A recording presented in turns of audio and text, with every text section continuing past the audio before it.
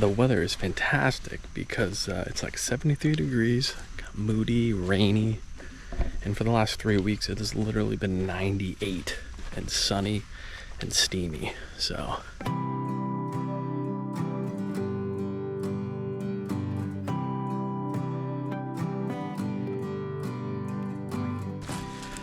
okay, so before we dive in, I want to read you guys a quote that I read the other day. I carry this little notebook with me always, and I just have little quotes and things that help me feel accountable and, just things that I like. But this says, boredom is a desire for desires, so boredom is a motivational state. It comes from a book that I read called The Comfort Crisis. And the guy that he's talking to is basically saying how it's important for us humans to get into that state of boredom, because that's how we rest, and then how we start getting motivated to go on our next journey. We start ideating and getting pumped for that next project or that new idea, etc. And that we then carry on to our next day. What are we going to do tomorrow, next weekend, trips? But if we get bored and we sort of pull our phone out and we start scrolling and we cut out that boredom state because we're getting that low dopamine hit, right? We never get into that flow state of coming up with our next big thing. And I just thought that was such a cool, interesting way of thinking about it. And so today it rained all day, and towards the end of the day here, I'm just bored. The rain kind of stopped, and I'm like, you know what? Let's go find some wildlife. So here we are, fixing our boredom. Let's get to it. Oh, looks like we got a male deer. His antlers are starting to come in. Let's see if we can get a nice little shot of him. Oh, he's calm. Yeah. Pretty. I'm always torn because, I want to film and get the footage of the animals, but then I also want to get a photo. And so I'm like, when's a good time to stop recording so I can take a photo? And I can't tell you how many times I've missed a photo opportunity because I just was recording the video. So, it's a balance.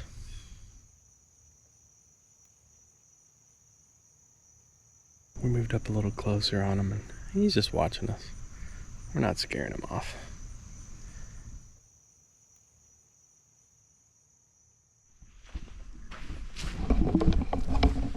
Now, it's been raining all day, and I don't know how that's going to impact, the wildlife coming out.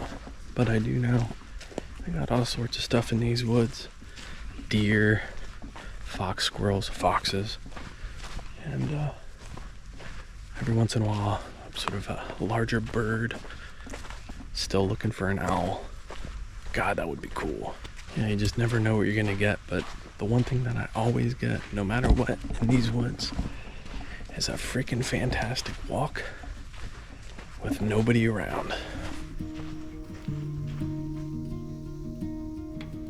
I think I just walked up on some deer just laying here. I was like, those are weird looking logs.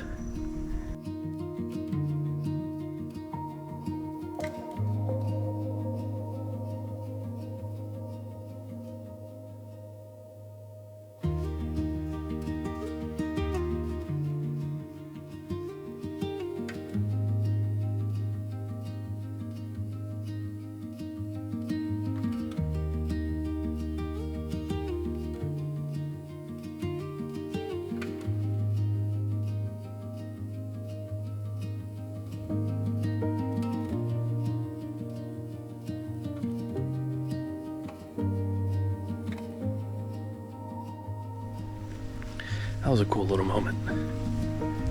I always like it when you come across them like that, just hanging out, and they kind of pose for you. They didn't care about my presence whatsoever, which is ideal. Spots like this always get me excited because they have these big old tree trunks and these odd shaped branches, and you just think like picture wise, that would be the ideal spot for an eagle or a hawk or an owl or something like that. And then I stop and I look and I wait for 20 minutes and nothing ever comes. So it's just I get baited so hard. And then I look in a bush to the right and it's oh, that's a hawk. So fun. It's funny. It's a nice reminder to not let my brain, just because it looks ideal for an animal to be there, doesn't always mean that's where they are. A week ago, I accidentally stumbled upon the family of foxes. They're all grown up now, the kids. And they were like stumbling over each other to hide from me. But then they were so curious, they had to like peek back to see. Like, so funny. I know they're around here. It's, being in the right place at the right time.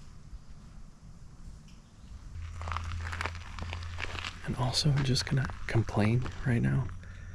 This one spot, the people poured a bunch of gravel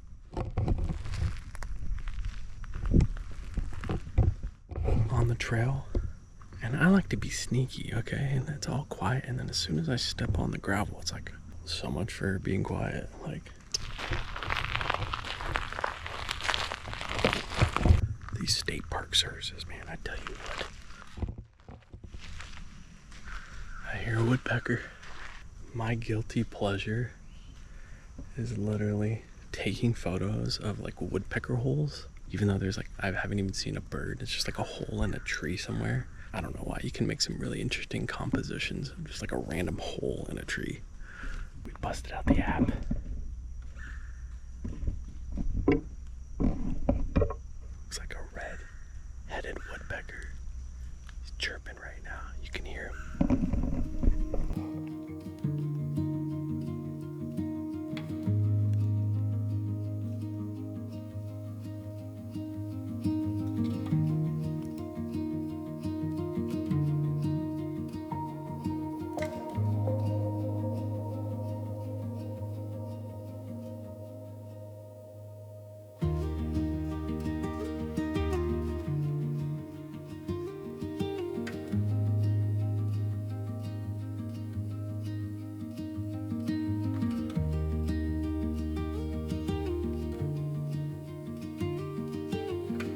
Wow, I can't believe how nice it is out here. And just imagine, this evening started by being bored. Yeah, nah, I need that more.